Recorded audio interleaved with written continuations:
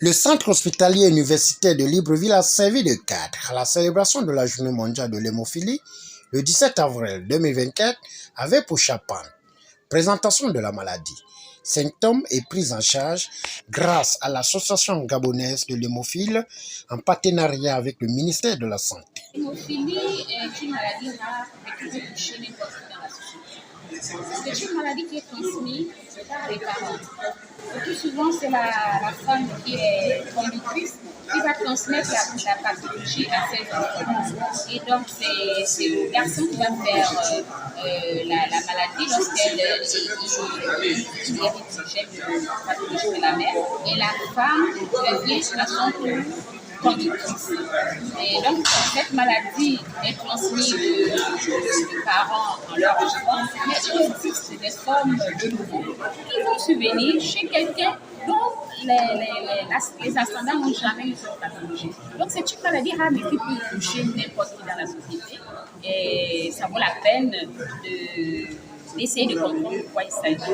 Nous faisons une activité bénévole soutenue par la communauté internationale et nous espérons qu'avec le temps et tout ce qui nous donne les autorités administratives vont jeter un regard particulier sur cette maladie.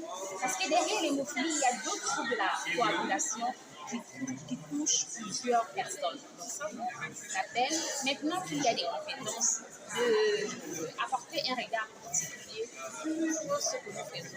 Après les explications du médecin référent de l'hémophilie, Dr Ledaga Léoni, le secrétaire général adjoint Jean-Marie Sapou de l'Association gabonaise de l'hémophile n'a pas hésité à faire le point en présentant le bien fondé de l'association.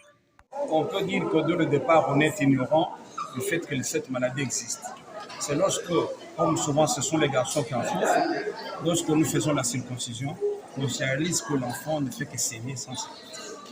Et lorsqu'on se rend à l'hôpital, on fait un bilan, on lui dit que l'enfant est hémophile. Moi, le premier, il a été détecté hémophile en 1990 et le second en 1980. Donc nous avons vécu comme ça, en tâtonnant, en allant à gauche à droite, jusqu'à ce que nous avons rencontré un médecin qui nous a fédérés au sein d'une association. Et actuellement, nous bénéficions d'un don de facteurs de coagulation pour soulager les patients hémophiles. Mais au départ, c'était vraiment difficile. Et pour soulager le malade, il fallait recourir au plasma congelé frais qui contiennent les facteurs de coagulation. Et ça s'achète au même prix qu'une poche fixe. Donc si on commence 6-7, vous êtes obligé de le faire pour pouvoir sauver la vie.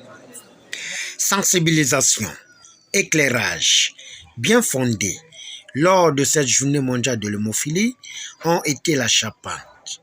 Il convient de noter que l'entraide et la défense des droits des personnes atteintes d'hémophilie est au centre de l'association, afin de faciliter une prise en charge en les mettant en contact avec les médecins référents.